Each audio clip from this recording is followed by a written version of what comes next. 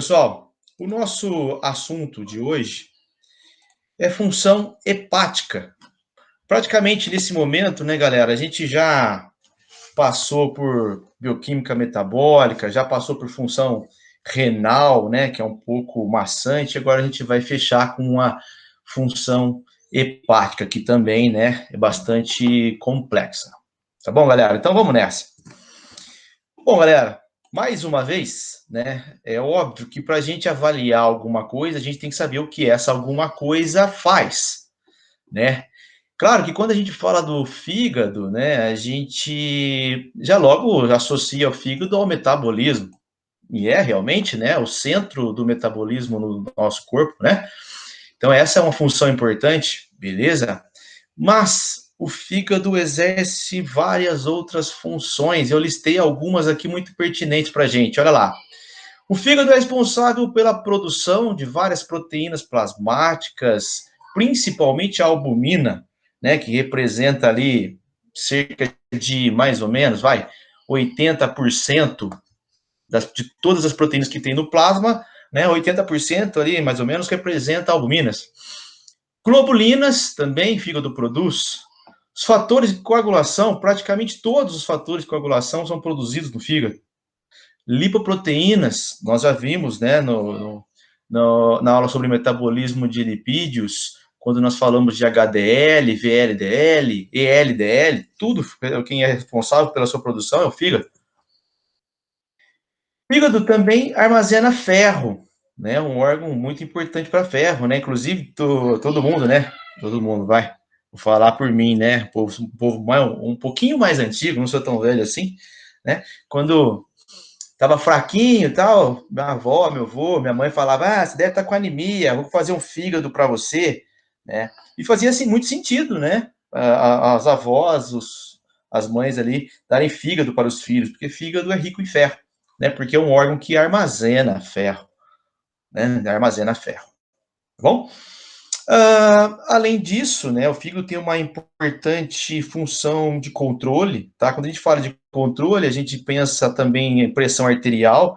Vocês devem se lembrar muito bem lá, né, quando a gente falou de função renal na última aula, da angiotensina, que é produzida pelo fígado, é convertida em angiotensinogênio, né, que faz a tensão nos vasos e aumenta a absorção de sódio. Né? Então, no famoso, né, vocês podem encontrar em livros como eixo, angiotensina, renina, aldosterona, tá? Aquele eixo que eu falei em função renal já com vocês. Bom, dentro da função, né, de controle, né, de regulação também, vamos chamar assim, nós temos o controle do colesterol. Né? O fígado, ele controla a quantidade de colesterol no nosso corpo, em especial através do HDL. Lembra lá que o HDL, ele transporta colesterol basicamente do intestino até o fígado, né, que então carrega o colesterol até a formação da bile, e a bile é despejada no nosso intestino durante o processo de digestão, e consequentemente nas fezes são eliminados, né, a bile, e uma das substâncias da bile é o colesterol. Fígado também tem uma função extremamente importante na manutenção da nossa glicemia sérica, tá? Fígado consegue produzir glicose, sintetizar glicogênio, quebrar glicogênio, né? Produção de glicose na gliconeogênese, síntese de glicogênio, né? Glicogênese, quebra de glicogênio, a glicogenólise, tudo isso a gente já estudou lá em metabolismo de carboidratos. Espero que vocês lembram lá, né? Então, o fígado também consegue, inclusive, produzir, né? Colesterol não, consegue produzir glicose através de aminoácidos, de gorduras, né? Do glicerol em especial lá, aquela transformação lá, né? Do glicerol em glicose, no metabolismo que a gente viu no metabolismo de lipídios. Tá legal? Então, essas são as principais funções que eu listo para vocês aqui dentro de função hepática. Mas e aí, será que é só isso? Bom, basicamente, pessoal, essa é a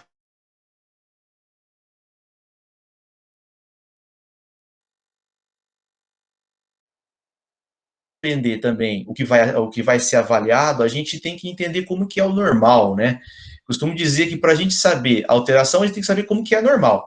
Então, vamos estudar uma fisiologia básica do fígado. Como que acontece no fígado? Bom, basicamente, o fígado como o órgão central do metabolismo, né, como órgão central do metabolismo, ele tem uma função de nutrir o sangue, né? O fígado ele precisa colocar no sangue metabólitos, né? Então vamos lá. Os alimentos são digeridos lá no intestino, são absorvidos.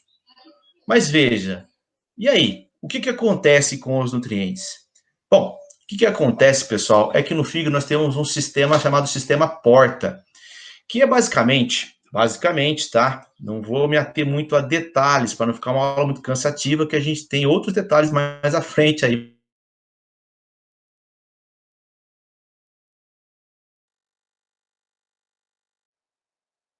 O fígado, ele tem uma importante missão de drenar, né, drenar pela veia gastroesplênica, né, que vem do baço, passa pelo estômago, dos vasos mesentéricos no intestino delgado, intestino grosso e tudo mais. Ele tem essa importante missão de drenar todo esse sangue rico em nutrientes, né, rico em nutrientes que foram absorvidos no processo de digestão ou no baço, de quando ele faz a hemocaterese, né, que é a destruição das hemácias velhas, né, no transporte de ferro, no transporte, enfim, de aminoácidos e tudo isso, tudo vai chegar até o fígado, ok? Pelo sistema porta, tá bom? Então vamos lá, tudo vai ser drenado até o fígado, que vai então chegar até o órgão pelo sistema porta, tá certo? Pelo sistema porta. E aí, né, o que vai acontecer, afinal de contas? Vamos relembrar um pouquinho como que é, né, o fígado, como que é lá dentro do fígado. Bom, se a gente analisar, né, um corte histológico do fígado, nós temos aqui que o tecido ele é formado por essas estruturas hexagonais aqui, que formam, né, os chamados lóbulos hepáticos. E nesses lóbulos hepáticos, em especial nos cantinhos aqui dele, tá bom? Claro que eu fiz aqui um sistema, de repente alguém quer fazer um desenho aí para ficar melhor. Chega três vasos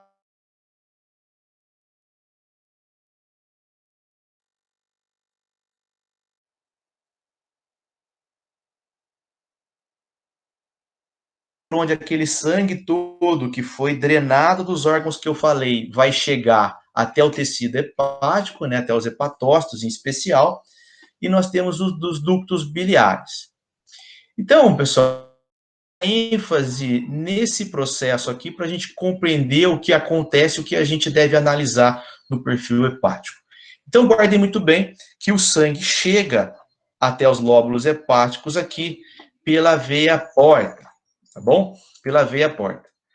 Nossa, o que esse desenho maluco aí, Rogério? Calma, vamos lá. Veia porta está aqui em azul, tá bom? Olha aqui, veia porta. E aqui no centro nós temos uma veia central que não pegou aqui minha caneta. Vamos lá. A azul deve pegar, né? Uma veia central, tá bom? Então, basicamente, pessoal, vamos lá. Todo aquele sangue drenado, né, dos vasos mesentéricos em especial, aquela veia que veio do baço, né, gastroesplênica, que veio do baço pelo estômago, aquela que veio também do intestino grosso, vai chegar até esse ponto, ok? Até a veia porta. Na veia porta, o que vai acontecer? O sangue vai extravasar por canais, né, por vasos aqui, permeando todo o parênquima hepático. E o parênquima hepático, ele é constituído de hepatócitos, que são as células responsáveis pelas funções aqui metabólicas do fígado. Então, veja, o sangue chega até a veia porta, passa, né, permeando os hepatócitos e todo ele é drenado até essa veia central. Então, veja, de todos os lados isso vem acontecendo. Tá legal? Esse é o sangue, tá bom? Carregando todos os metabólitos lá, né, que foram drenados daqueles órgãos, vai passando aí pelos hepatócitos, vai acontecer todo o metabolismo, etc. E aí, veja, em contrapartida, né, numa forma de drenagem, né, um contrafluxo aqui, está sendo drenado, né, para os vasos biliares, ok? A bile. Em contrapartida, está sendo em sentido oposto, está sendo, né, como é que a gente poderia chamar? Drenado mesmo, né, aos ductos biliares, a bile, certo? Então, o sangue extravasa no sentido vaso central, ok? Permeando pelos hepatócitos e, em contrapartida, sendo drenada pelos ductos biliares. Tudo bem? Beleza? Esse é só um esquema para a gente entender, né, o contexto geral. Porque como que funciona mesmo é dessa forma aqui. Aqui tem um desenho mesmo de um livro, veja. Aqui nós temos, olha aqui, ó, a veia portal hepática, né, por onde o sangue então chega, extravasa por meio aqui dos hepatócitos, que são as células aqui do parênquima hepático e marronzinho, e vai escoando até a veia central. Okay? Esse é o caminho do sangue. E, em contrapartida, a bile vem sendo drenada para os ductos biliares, aqui em verdinho. Tá certo? Então, basicamente, é isso, né? E que é dessa forma que vai, então, o sangue chegar até o fígado, que é o centro do metabolismo do nosso organismo. Né? Então, tudo aquilo que foi absorvido lá pelos outros órgãos serão metabolizados no fígado, como a gente já viu, né? Metabolismo aí de carboidrato, de lipídio, proteína, de nucleotídeo, tudo é metabolizado aí. Beleza. Bom, isso tudo é um desenho, né? Aqui já é um corte histológico, mostrando, então, olha aqui, ó, a estrutura tecidual do fígado, ok? Aqui desenhado aqui um, olha, eu vou desenhar outro, tudo bem? Como que é o tecido hepático. Então, veja, tudo vai ser drenado da veia porta hepática até a veia central, passando, então, né, pelo meio de vários hepatócitos, então, formando aqui o parênquima hepático, né? Todas as células aqui hepáticas chamadas de hepatócitos. Beleza? Então, é assim que acontece de forma geral, né, básica, a fisiologia do fígado. Bom, uma vez que a gente, então, compreende de forma generalizada mesmo o metabolismo ali do fígado, a gente começa a entender sobre os marcadores que nós vamos utilizar para estudar a função hepática. Dentre eles, tá? Eu já vou dizer para vocês o seguinte: nenhum deles é utilizado de forma única para se definir perfil hepático. O perfil hepático é um dos mais complexos, que exige uma série de combinações diferentes entre os diferentes marcadores, e nós vamos entender por que agora. Tá certo? Primeiro, dois marcadores principais aqui, que é a enzima, né, são duas enzimas, TGO e TGP, tá bom? Já vou falar o que significa, que principalmente, né, são enzimas marcadoras das células dos hepatócitos, do parênquima hepático. São enzimas, no geral, de dano celular, tá? Células que estão sendo lesionadas liberam enzimas TGO, TGP. Rogério, TGO e TGP está presente só nos hepatócitos? Não. Daqui a pouco a gente discute isso, tá bom? Então, veja, aqui é uma representação, um desenho que eu montei aqui, ó, mostrando aqui as veias porta e aqui, né, a veia central. Todo o sangue extravasa, né, pelos vãos ali, pelo meio ali dos hepatócitos até chegar, né, até ser drenado em um vaso central, né, em uma veia central. Eu estou dizendo para vocês que TGO e TGP, vou pegar uma outra cor aqui, são marcadores de dano celular de hepatócitos, em especial células que estão no parênquima hepático, células que estão nesse meio aqui e células aqui, toda célula do parênquima, que são os hepatócitos, tá bom? Então, TGO e TGP são duas enzimas marcadoras de danos, em especial nos hepatócitos. Tá legal? Em especial nos hepatócitos. Como eu falei para vocês, nenhum dos exames é específico, tá? TGO significa transaminase glutâmico oxalacética. Isso aqui é um nome mais antigo. Depois essas enzimas foram reclassificadas e hoje é chamada de aspartato aminotransferase, AST. Mas é bom aprender os dois, porque é pedido ainda TGO ou AST normal. É pedido assim ainda até hoje. Tá bom? Aonde eu encontro essas enzimas? Primeiro, fígado é onde mais tem. Tem também coração, músculo, rim, cérebro, até hemácia tem. Tá? Até hemácia tem, eritrócitos tem. Por isso que em soro, né, hemolizado, nós temos, às vezes, aumento dessas enzimas aqui. Hemolizado é problemas, né, de erro de coleta, né? São várias coisas que acontecem durante a coleta que podem prejudicar a amostra, né, levar a amostra prejudicada para análise. Uma delas é a hemólise, tá? Quando acontece a lise das hemácias. Tá bom? Então, veja, a enzima não é específica, a concentração dela é maior no fígado, depois coração, depois músculo, rim, cérebro e eritrócitos, nessa ordem. O outro marcador que eu falei para vocês é TGP, né? TGP ou ALT, é a mesma enzima. TGP significa transaminase glutâmico pirúvica, ALT significa alanina aminotransferase, mas é só só mudou de nome, tá? Só foi reclassificada ali. Bom, essas enzimas também não são específicas. Aonde estão? Fígado, né? Claro, a gente é o marcador que a gente vai usar. Mas células renais também tem, músculo também tem, coração também tem. Tem outros tecidos também, mas os principais são esses aqui. Também, né? Em uma ordem crescente de concentração, onde nos hepatócitos são as células que mais possuem, né? E quantitativamente são as células que mais possuem. Tá certo? Então, para a gente compreender, eu preparei em alguns pontos um resumation, né, um resuminho assim para vocês. Olha lá. As enzimas TGO ou AST, né, que é a mesma coisa, TGP ou ALT, né, é a mesma coisa, são enzimas de dano celular, tá? Marcam dano, lesão celular. Não são marcadores exclusivos de hepatócitos, não são, porque não é só hepatócito que tem essas enzimas, tá? A gente vai ainda ver outras coisas, tá bom? Mas eu começo por aí. Vamos começar por aí, tá bom? Danos celulares, marcadores TGO, TGP, tá certo? Então dá uma pausa, pausa aí o vídeo, um minutinho, para a gente dar continuidade aqui. Essas enzimas, então, são relacionadas a células de parênquima hepático, em especial os hepatócitos, tá? Se eles estão sofrendo lesões em algum ponto lá, essas enzimas estarão aumentadas no plasma sanguíneo. Esse é um ponto. Por outro lado, lá nos ductos biliares estão sendo drenados, né, toda a bile para os ductos biliares, que vão chegar até a vesícula, serem armazenadas e então vão ser lançadas no intestino. Então, os ductos biliares estão coletando bile, tá bom?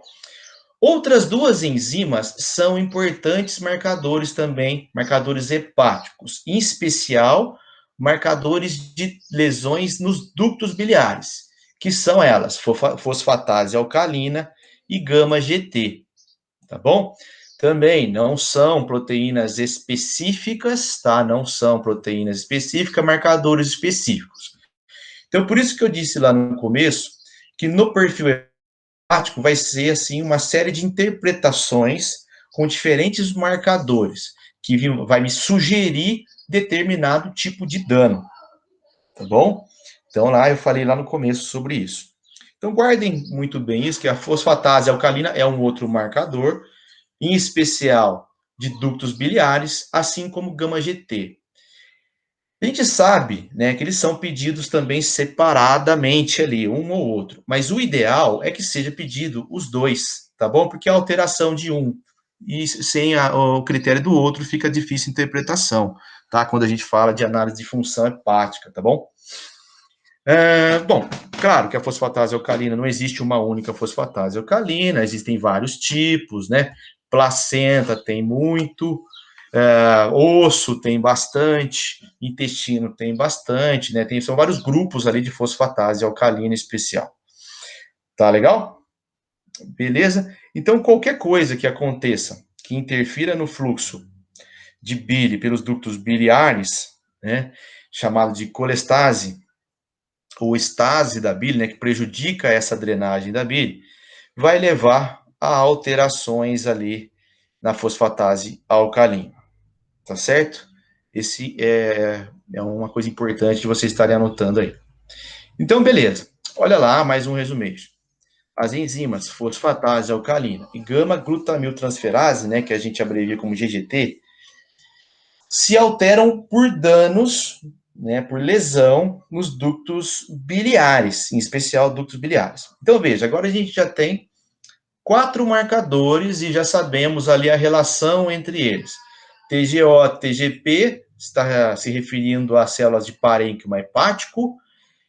Gama-GT, fosfatase alcalina, está relacionado também a fígado, em especial a ductos biliares.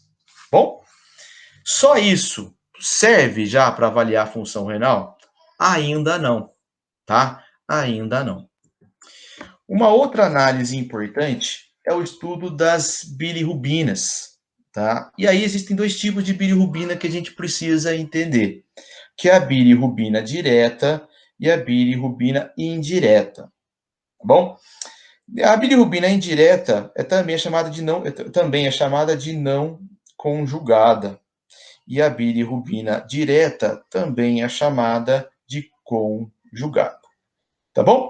Então a bilirrubina, né, em especial, tá, a indireta, pode se acumular nos tecidos caso esteja aumentado e levar a quadros de icterícia, tá bom? O que eu mostro nessa imagem aqui, né, com o olho aqui amarelo, né, essa parte branca do olho aqui, a esclera amarelada, tá bom? Isso é ocasionado por um aumento da bilirrubina total, né? A bilirrubina total é a soma das duas, tá bom? Mas que especial ali que vai acumular nos tecidos é a indireta, tá bom? O aumento da bilirrubina sanguínea nós chamamos de hiperbilirrubinemia, tá bom? Isso aqui é o aumento sérico da bilirrubina. Tá legal? Beleza? Então vamos lá. Mas, Rogério, da onde vem a bilirrubina? Bilirrubina vem, né, de uma etapa metabólica também, em especial de um processo chamado de hemocaterese, que é um processo natural de destruição das hemácias velhas, tá? Hemácia, normalmente, tem um tempo de vida em torno de 120 dias, em condições normais. Passado esse período, ela deve ser destruída e uma nova hemácia deve tomar o seu lugar. Então, veja, hemácia, né, basicamente, depois a gente vai ter aula de hematologia para ver isso melhor. Mas a hemácia é uma célula anucleada, não tem núcleo. Porém, durante o seu amadurecimento e sua formação, existem precursores da hemácia nucleados. Então, basicamente, sem entrar muito em detalhes, mas olha, tudo que a hemácia precisa como célula para sobreviver deve ser produzida enquanto ela tem um núcleo, né? Enquanto ela tem DNA, que ela consegue sintetizar alguma coisa. Porque chega um determinado momento que ela perde esse núcleo e, ora, ela deve ter um estoque para ela ali. Só que esse estoque é limitado, uma hora acaba. Quando acaba, ela deve ser destruída. E ela é destruída por um processo chamado de hemocaterese. Quem faz hemocaterese? Principalmente o baço, depois fígado e uma pequena parte na medula. Tá bom? Então, hemocaterese é a destruição das hemácias velhas. Tá bom?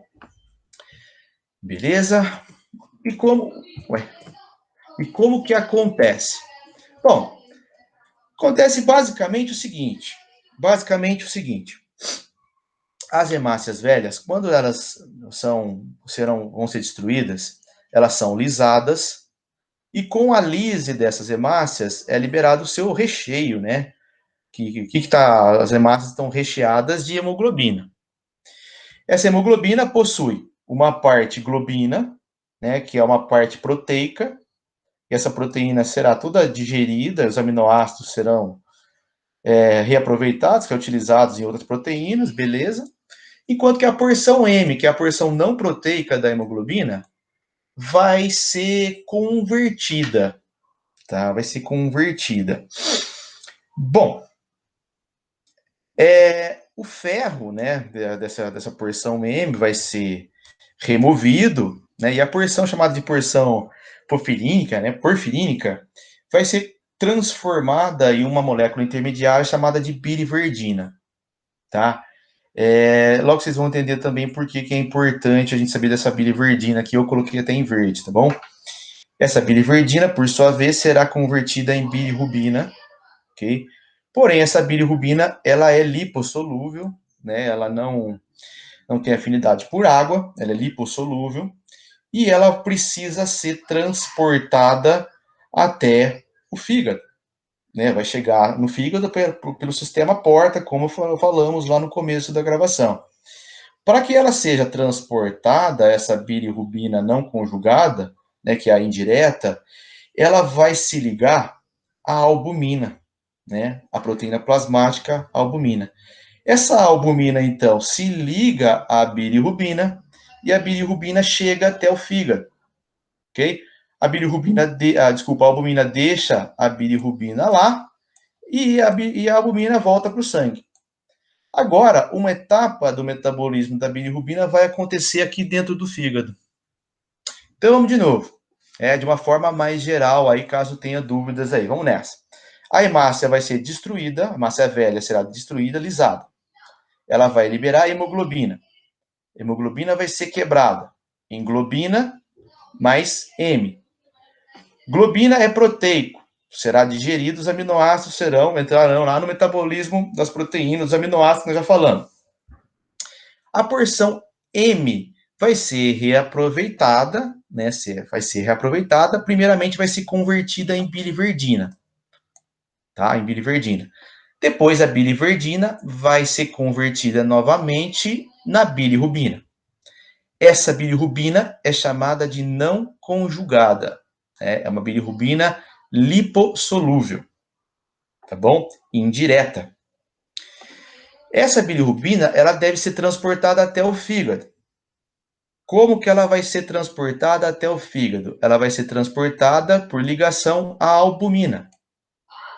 A albumina, né, ela vai carregar, né, vai como se ela desse a mão ali, né, para a bilirrubina, carrega a bilirrubina até o fígado, deixa a bilirrubina e a albumina sai e volta para a circulação. Ela só faz esse transporte aí, tá bom? Até o fígado. Agora vamos ver o que acontece com a bilirrubina lá no fígado. Lá dentro do fígado, ela vai ser então conjugada lá nos hepatócitos. Tá bom? Ela vai ser conjugada. Ela vai se conjugar com um ácido chamado ácido glicurônico. Tá legal? E aí ela se torna solúvel. Essa bilirrubina conjugada lá nos hepatócitos é a bilirrubina direta. Tá bom? Essa bilirrubina, por sua vez, vai ser drenada lá pelos ductos biliares e vai fazer parte da bile. Vai constituir a nossa bile. Tá legal? Essa é a bilirrubina direta, então. Tá certo? Lembrando que, né, boa parte, 80% da hemocaterese aconteceu lá no baço, mas em torno de 15% está acontecendo aí, propriamente no fígado mesmo, tá? No próprio fígado, e ainda tem uns 5% acontecendo lá na medula óssea. Bom, grande parte, 80%, veio do baço, tá? Tem uma pequena parte aí no fígado e tem outra lá ainda, né? 5% mais ou menos lá na medula óssea. Mas, de fato, toda a bilirrubina gerada, né, a bilirrubina indireta gerada, vai chegar até o fígado. E aí no fígado vai ser conjugada ao ácido glicurônico, ok? E se tornar solúvel. Beleza? Tranquilo? Bom, conjugou a bilirrubina, né, foi armazenada ali na vesícula biliar, né, constituiu ali a nossa bile, né, a bile é formada por bilirrubina, por colesterol, por sais biliares, né, nós temos uma composição complexa, uma delas é a bile, é a bilirrubina, desculpa. Bom, durante o processo de digestão, como que vai ser? Né, nós comemos lá, vai ser despejado até o intestino, a bilirrubina conjugada, então.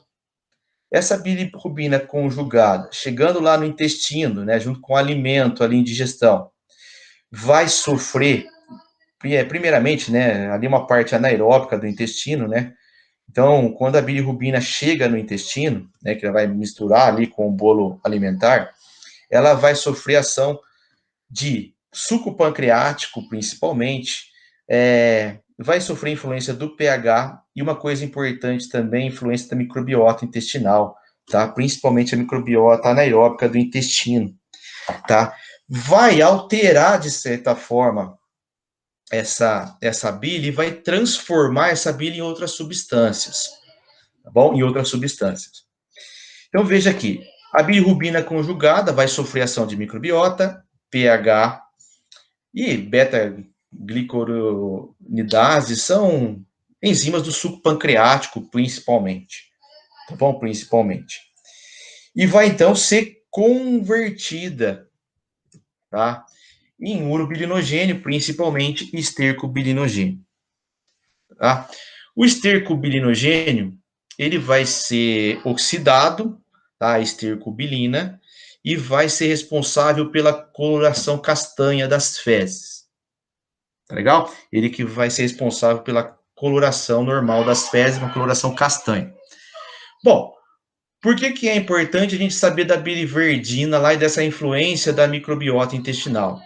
Fezes de recém-nascido ainda não tem a microbiota intestinal. Então, não vai ter essa conformação aí, não vai ter essa conversão e essa oxidação até a estercobilina, que vai dar coloração marrom nas fezes. Então, é por isso que o recém-nascido tem as fezes esverdeadas, ok? Graças principalmente ali à biliverdina, certo? Bom, então, a estercobilina vai, né, no intestino ser oxidada, formar, o estercobilinogênio no intestino vai ser oxidado, formar estercobilina. Nós temos, então, a coloração normal das fezes, que é a coloração castanha. O urobilinogênio, boa parte volta até o fígado, né, é novamente processado, vai constituir bile novamente, enfim, mas existe uma parte, cerca de 2 a 3%, 4% ali em média, que vai voltar, né, vai chegar na circulação sanguínea e vai ser excretado via renal, tá? Vai ser excretado por uma via renal, vai ser excretado pelos rins. Bom, lá nos rins, o urobilinogênio também é oxidado a urobilina, que é responsável pela coloração normal da urina, né? A coloração amarela da urina vem da urobilina, e a urobilina veio da oxidação do urobilinogênio. Essas são, então, as condições normais, né? Isso tudo acontece em condições normais, tá bom? Então, isso aí, basicamente, é o metabolismo das bilirrubinas, em condições normais fisiológicas. Bom, mas às vezes nós temos quadros de icterícia, né? Quando nós temos o aumento da bilirrubina sérica. E aí, quando a gente fala de icterícia, a gente tem que pensar o seguinte: tem que, então, compreender o mecanismo da bilirrubina, né? Então, a partir do momento que eu sei que a bilirrubina ela é formada, então, da lise das hemácias, vem, então, da degradação da porção M da hemoglobina, eu tenho ali, em condições normais, eu tenho uma quantidade de lise, né, de produção e de conjugação e degradação, né, e excreção lá da bile em proporções iguais, né? Então, tudo que é produzido de bilirrubina passa por todo esse processo que eu contei para vocês, de modo que a bile, então, não aumenta no sangue, né? Então, de modo geral, a icterícia, ela vai acontecer por um desbalanço entre a produção e a excreção, né? Daí nós temos os quadros de icterícia. Mas a icterícia pode ser de três formas diferentes, tá? A icterícia pode ser de três formas diferentes. Pode ser pré-hepática, também chamado de hemolítica, hepática e pós-hepática, tá bom? São três formas de icterícia. Pós-hepática também é chamada de obstrutiva, tá bom? Vamos então falar um pouquinho aí de cada um dos tipos de icterícia. Bom, icterícia pré-hepática, né? A primeira forma aqui que nós falamos. O que acontece? O que acontece na icterícia pré-hepática? Vamos lá, prestem atenção. Na icterícia pré-hepática, nós temos um aumento especial da bilirrubina indireta. Vocês lembram que eu falei que a icterícia pré-hepática também pode ser chamada de icterícia hemolítica? Então, lembra, existe um balanço, né? A quantidade de hemoglobina degradada e a quantidade de bilirrubina formada, uma proporção similar, tá? Eu estou em condições normais. Se eu aumento a quantidade de lise, eu tenho mais bilirrubina indireta sendo formada, ok? Eu tenho uma taxa maior de bilirrubina indireta sendo formada, e o meu fígado, em condições normais, está conjugando aquela quantidade normal, aquele volume normal, porém está chegando muita bilirrubina indireta até ele. Consequentemente, né, eu tenho um aumento da bilirrubina total do sangue, mas qual é o motivo? Porque eu tenho um aumento da bilirrubina indireta. Tá legal? Então, de novo, a icterícia pré-hepática, ela acontece por problema antes da bilirrubina chegar no fígado. Quando que é esse antes dela chegar no fígado? É o caminho lá, principalmente entre baço e o fígado. Lembra que o baço é responsável por 80% de toda a hemocaterese. Tá legal? Então, se ele destrói muitas hemácias, consequentemente produz muita bilirrubina indireta, mais do que a capacidade do fígado em conjugar. Consequentemente, sobra no sangue a bilirrubina indireta. Veja que o problema aqui pode não estar no fígado, está antes do fígado. Tá certo? Antes do fígado. Isso pode acontecer em anemias hemolíticas, né, anemias em que as hemácias são destruídas antes da hora, são destruídas prematuramente. Pode acontecer depois de uma transfusão sanguínea, na eritroblastose fetal. Tá? Nós temos N condições aí que levam a uma destruição em excesso das bilirrubinas, tá bom? Compreendam que aqui o problema pode não ser hepático, e sim tá antes do fígado, né, essa icterícia. Bom, um outro tipo de icterícia é a icterícia hepática, ok? O que nós temos de problema aqui na icterícia hepática? Como nós vamos analisar os resultados laboratoriais aqui, né? Então, aqui a icterícia é problema hepático, olha lá. Icterícia hepática significa que o problema é no fígado. Se a icterícia é desse tipo, o que nós vamos observar é um aumento da bilirrubina total, mas nós vamos ter um aumento das duas bilirrubinas, em proporções similares, inclusive, tanto a direta como a indireta. Isso aqui vai ser ocasionado principalmente por lesão, tá? Então imagina que o fígado, ele tem lá 1 milhão de células, né, 1 milhão de hepatócitos. Claro que tem muito mais que isso, mas imagina que tem 1 milhão de hepatócitos para fazer o processo de conjugação. Imagina que aconteceu alguma coisa, ele perdeu, né, ele deixou de ter 1 milhão, morreu 500 mil células. Agora ele tem metade do time só para fazer o serviço para ele. Consequentemente, ele passa a não dar conta daquilo. Né? Ele começa a não dar conta, né, de conjugar toda a bilirrubina que chega até ele.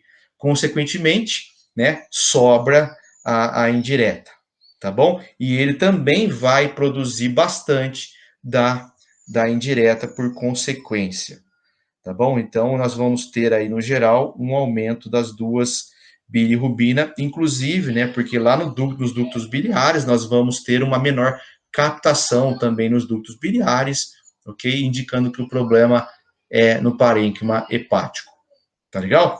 Então, a icterícia hepática, ela acontece principalmente por danos nos hepatócitos, que é ele quem faz, né, essa conjugação da bilirrubina ao ácido glicurônico, tá bom? Glicurônico. Isso acontece em quadros de cirrose, tumores hepatites também acontece, tá bom? Bom, isso também tem uma outra consequência muito importante, ok? Com o aumento da bilirrubina, das duas bilirrubinas sanguíneas plasmáticas, nós temos o que a gente chama de colúria, que é a alteração da coloração da urina. A urina fica escura, tá bom? Dependendo ali de quanto de bile é excretada por via renal, né? Pelo excesso no sangue, acaba ultrapassando o limiar renal e nós temos a presença, então, de bilirrubina na urina e também do urobilinogênio, que é detectado ali nas fitas. Tá bom? Então, essa é uma consequência, um aumento também ali do urobilinogênio fecal, isso também vai acontecer, e também ali aumento de bilirrubina e de urobilinogênio na urina. Tá legal? Tudo isso consequência do problema hepático. Então agora a icterícia realmente aconteceu lá no fígado. Bom, depois da icterícia hepática, nós temos a icterícia pós-hepática, também chamada de obstrutiva, ok? Então veja, tá chegando a indireta normalmente lá, o fígado ele tá conseguindo conjugar normalmente a bilirrubina que está chegando até ele ao ácido glicurônico, está produzindo a bilirrubina direta, porém tem alguma coisa obstruindo a drenagem dessa bilirrubina direta até as vesículas. Com isso, com isso acontecendo, alguma coisa que obstrui o caminho da bile até a sua drenagem, até a vesícula biliar, começa então a sobrar bilirrubina direta, que vai então voltar para o sangue. Então vamos lá. O baço, principalmente o baço, está chegando ali, a 80% de toda a bilirrubina. O fígado está trabalhando normalmente, então ele está convertendo a bilirrubina normalmente. Porém, essa drenagem da bile, da bilirrubina, está alterada. Consequentemente, sobra bilirrubina direta que volta para o sangue, e é por isso que a gente, então, detecta na análise o aumento da bilirrubina direta. Tá legal? A bilirrubina direta. Sobrando bilirrubina direta, lembrando que a direta é solúvel, nós temos a presença de bilirrubina na urina também, porém, como o problema é pós-hepático, com o problema pós-hepático, nós podemos ter aqui fezes claras, porque muitas vezes a bilirrubina não vai chegar até as fezes. Legal? Não vai chegar até as fezes, deixando então as fezes claras. Veja que o problema aqui não é nos hepatócitos em si, Está ali nos ductos, principalmente nos ductos biliares, que fariam, a drenagem dessa bile direta. Tá legal? Então, para a gente fechar essa etapa de icterícia, veja lá.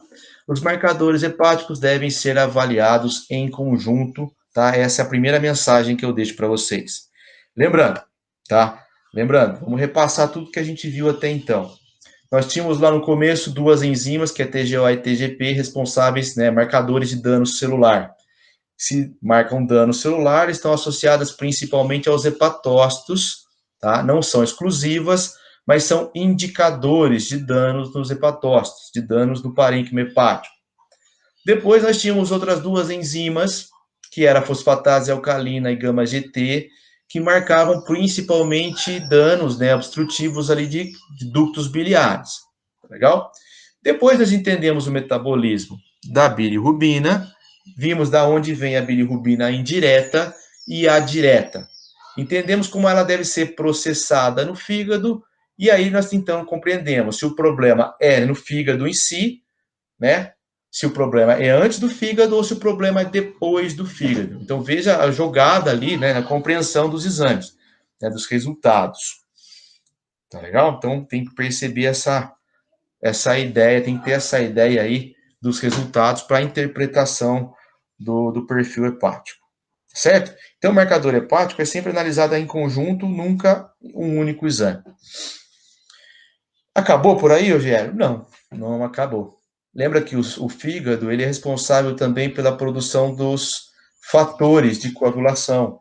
E aí entra um outro teste, Entra dois testes, basicamente, ok? Que é o tempo de protrombina e depois o outro que chama tempo de tromboplastina parcial ativado, que eu vou falar daqui a pouquinho. São 2 testes ali para se avaliar a coagulação do sangue. Não são os únicos testes, obviamente, mas são 2 deles. No tempo de protrombina, né, a gente vai falar depois em especial lá em hemostasia, mas eu já adianto para vocês, avalia principalmente a ação do fator 7, a ação do fator 10, fator 2 e fator 1, que é o fibrinogênio. Tá bom? Então, esses são os fatores de coagulação avaliados por esse teste. Claro, se eu tenho um dano hepático, eu espero ter uma quantidade diminuída dos fatores que são produzidos pelos hepatócitos. Se eu tenho menos hepatócitos produzindo, consequentemente, eu tenho também esses fatores reduzidos no plasma sanguíneo. Então, consequentemente, eu tenho um aumento do tempo de protrombina. É o que eu espero dentro de um perfil hepático alterado, dentro de um hepatócitos alterados em especial. O outro teste é o tempo de tromboplastina parcial ativada. Também é um outro teste que se avalia a coagulação de uma outra forma, é um outro teste complementar ali, faz parte também do coagulograma. Detalhes também a gente vê depois em hemostasia, onde nós então analisamos ali o HK, né, PK e alguns outros fatores, como 1, 2, 5, 8, 9, 10, 11, 12. Só esses testes, né, avaliam coagulação do sangue, em especial esses fatores que eu disse aqui para vocês. Mas é claro, né? Um resultado alterado não significa que, por exemplo, eu sei qual fator vai estar alterado. Eu sei que está dentre esses, ok? Qual que é? Eu preciso fazer um teste específico, tá bom? Então, por isso que eu estou mostrando para vocês esses 2 testes aqui dentro de perfil hepático, que serve para a gente como um complemento.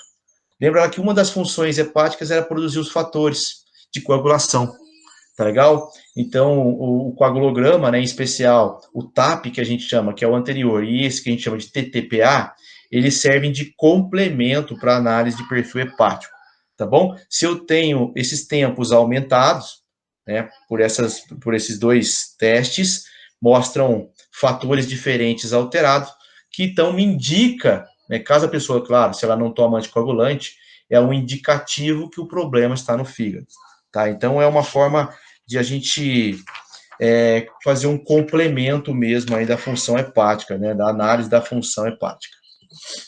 Então, olha lá, o resumation. Os tempos de coagulação in vitro podem estar aumentados em caso de danos nos hepatócitos. Tá? São hepatócitos que produzem, se eu tenho menos hepatócitos produzindo, né, fatores de coagulação, consequentemente, quando precisa deles, eu tenho menos, consequentemente, eu tenho um tempo maior, né, desses testes aí. Tá bom? Bom, eu estou medindo o tempo aqui, pessoal. Tá um pouco prolongado, sei que é cansativo, mas aí vocês vão apertando pause e vão fazendo um tempo de vocês, né, galera? Vamos lá. Por fim, pessoal, vamos falar aí, né, de alguns testes importantes aí. E um deles é a eletroforese de proteínas plasmáticas. Bom, pessoal, sobre a eletroforese de proteína plasmática, é o seguinte. A eletroforese é uma técnica, nós já falamos dela lá em biologia molecular, praticamente a mesma técnica, só que é feita com proteínas aqui. Tá? Então, o soro do paciente, ele é colocado para fazer uma corrida de eletroforese. Nessa corrida, nós colocamos o sangue do paciente, o soro do paciente, e um gel, como aquele gel que nós fizemos, mais ou menos. Aplicamos o soro do paciente e ligamos uma fonte para emitir uma corrente elétrica. Tá legal? Então, nós aplicamos o soro aqui. Claro, cargas elétricas opostas são atraídas e isso faz com que o soro corra por dentro de uma matriz de gel. Tá?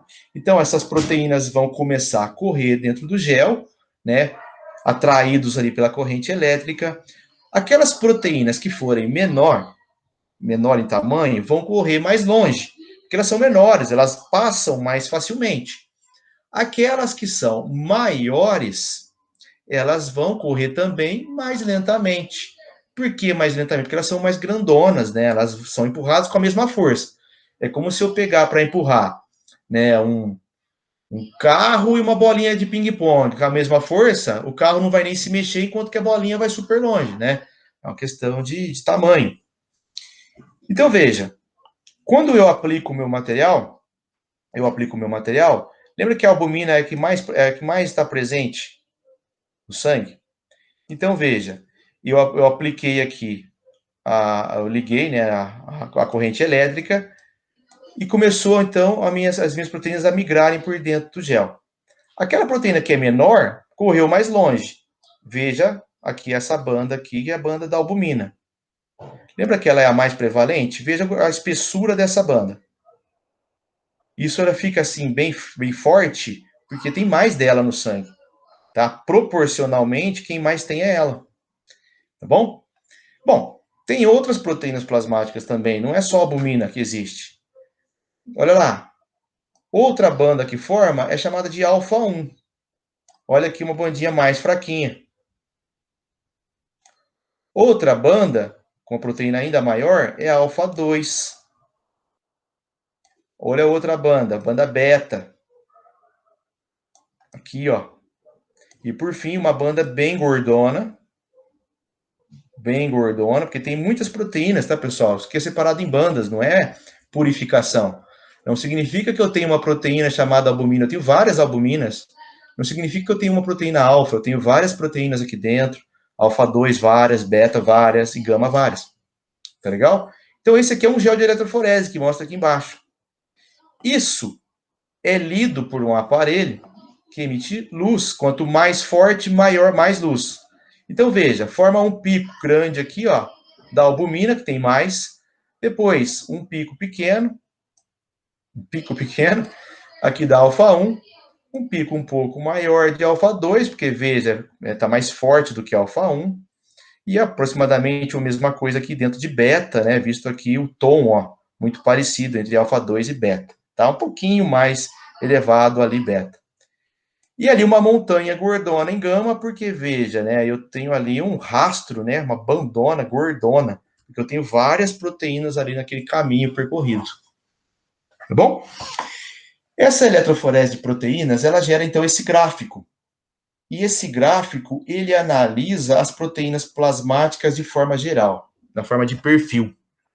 Bom, na forma de perfil. Como eu falei para vocês, a albumina é a proteína que mais está presente no sangue. Então, em condições normais, ela forma aquele pico grande lá. Agora, depois da albumina, a segunda proteína em tamanho são as proteínas presentes dentro da banda alfa 1, que é essa primeira bandinha aqui que eu clareei para vocês. O que tem dentro dessa banda aqui especial, importante para a gente? Eu marquei essa aqui, ó, alfa 1 antitripsina. Para que ela serve? Ela é uma proteína de inativação enzimática. Ela inibe, em especial, uma enzima chamada de elastase dos neutrófilos, tá bom? Dos neutrófilos. E, consequentemente, fazendo isso, ela protege, em especial, células pulmonares, tá bom? Que os neutrófilos chegam lá para fagocitar células velhas, em especial, tá bom? Então, elas têm uma importante função na proteção pulmonar lá por inibir a elastase dos neutrófilos.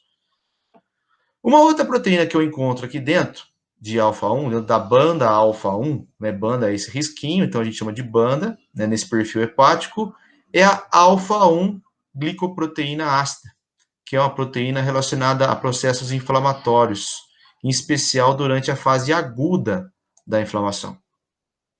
Tá legal? Então, todas essas proteínas eu encontro aí dentro de alfa-1. Em condições normais, veja a proporção de albumina em relação a alfa-1. Só para lembrar, por que eu analiso o perfil? Porque na quantidade de amostra que eu tenho que colocar para fazer uma eletroforese é sempre a mesma, tá bom? É sempre igual. Então, se eu colocar 50 microgramas de proteína dentro do meu gel, eu tenho que sempre usar 50 microgramas para todas as amostras. Então, eu tenho uma proporção maior de albumina, uma proporção menor de alfa, uma proporção menor de alfa 2, de beta e assim por diante. Tá? É sempre por proporção. em relação à quantidade total que eu coloquei ali. Quais são as proteínas dentro da banda alfa 2, né? Veja que ela é mais gordinha aqui. Mais importante para a gente aqui vem a ceruloplastina, né, que é uma proteína rica em cobre, cerca de 90% do nosso cobre no soro está na ceruloplastina. Também é um marcador importante de inflamação aguda. Tem também a aptoglobulina. A aptoglobulina se liga, né, forma um complexo com a hemoglobina livre no sangue, né, que proveniente inclusive das hemácias que são lisadas, de forma com que é para retirar essa hemoglobina do soro. Essa é a função da aptoglobulina, né, uma função geral ali da aptoglobulina. Tá bom? Todas essas proteínas aqui estão dentro da banda alfa 2. Veja a proporção de alfa 2 em relação aos outros picos. Ok? Então, veja, se eu tenho ali especial, nessas duas bandas, tá? Marcadores de inflamação aguda, consequentemente, no início de um processo inflamatório, eu tenho um aumento desse pico. Desses dois picos, alfa 1 e alfa 2 em especial, tá? Em relação ao total. Tudo bem? Então, esse é o perfil eletroforético. Lembra que esse perfil que eu estou mostrando aqui é um perfil normal. Tem lá uma grande quantidade de albumina, depois uma pequena quantidade de alfa 1, depois uma pequena quantidade de alfa 2, assim por diante. Mas pode ter condições que isso aumenta.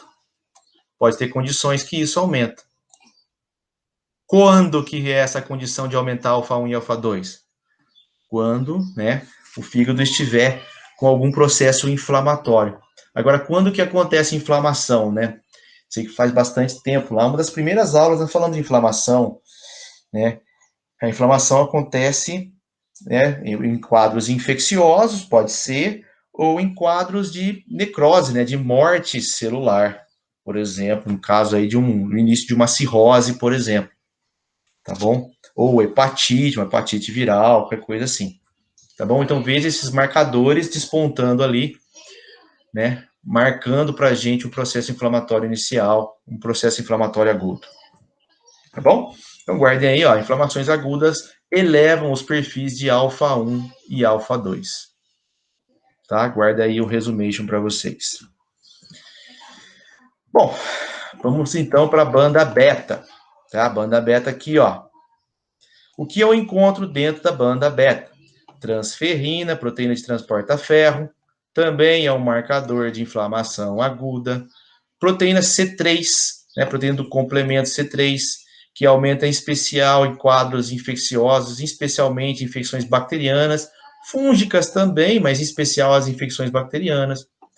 Temos ainda dentro dessa banda as beta-lipoproteínas, ok? Tudo presente dentro dessa banda aqui, ok? Então, veja, se eu tenho um quadro inflamatório, agudo e infeccioso, também posso ter alfa 1, alfa 2 e beta aumentado.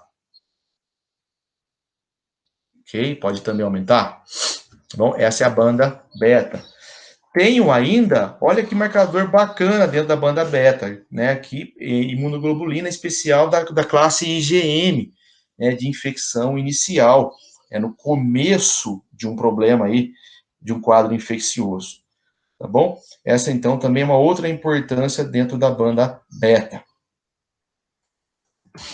E, por fim, aquela banda gordona chamada de banda gama. Isso que tá, consertem aqui, né? Esse negócio de Ctrl+C, Ctrl+V aí, né, pessoal? Mas aqui, eu estou falando da gama. Mané. Consertem aí, pessoal. Desculpem pelo meu erro. Tá bom?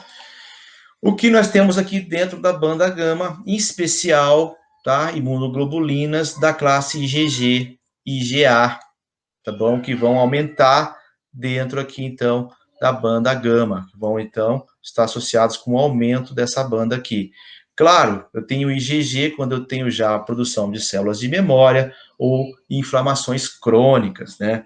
IgA, principalmente ali, anticorpos como se diz, de mucosa, né? Eu tenho ali o aumento dessas imunoglobulinas que vai aparecer para mim dentro dessa banda gama. Tá bom? Então, basicamente, né, no perfil eletroforético, a gente faz o quê, né? A gente diferencia o problema hepático em crônico e agudo, ok? Com base na análise do perfil eletroforético. Só para ficar claro, o resultado da eletroforese, ele deve ser liberado, quero outra cor, ele deve ser liberado em gráfico, tá? E também os dados quantitativos em tabela, tá bom? Esse é um resultado liberado da eletroforese de hemoglobina, tá bom? Então, ele diferencia com base em qual daqueles picos estão elevados em lesão crônica ou lesão aguda. E nos sugere se é uma infecção bacteriana, se pode ser uma infecção bacteriana, se é só o quadro inflamatório, ok? Se é recente, se é tardio, ok? Para isso que serve, então, a análise do perfil eletroforético. Beleza, galera? Bom, está dando 1 hora de vídeo, desculpa aí, galera. Beleza? Valeu, turma. Pessoal, qualquer dúvida, então, a gente se fala durante o nosso encontro ao vivo, beleza? Mais uma vez, desculpa aí pela hora da postagem, tá? Mas infelizmente eu não consegui postar muito tempo antes para vocês aí, tá bom? Então, galera, a gente se vê amanhã. Até mais. Tchau para vocês.